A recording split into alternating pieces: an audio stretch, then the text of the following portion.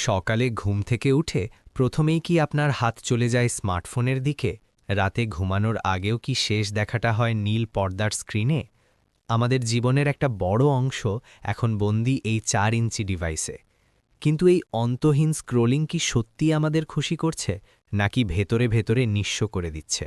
অবিরাম নোটিফিকেশন আর সোশ্যাল মিডিয়ার ভিড়ে আমরা হারিয়ে ফেলছি নিজের সাথে কাটানো একান্ত সময়গুলো। তাই মাঝে মাঝে প্রয়োজন ডিজিটাল ডিটক্স। এটা মানে টেকনোলজি ছেড়ে দেওয়া নয়, বরং টেকনোলজির ওপর নিজের নিয়ন্ত্রণ ফিরে পাওয়া। দিনের নির্দিষ্ট কিছু সময় ফোন দূরে রাখুন, স্ক্রিনের দিকে না তাকিয়ে তাকান জানলার বাইরের আকাশটার দিকে।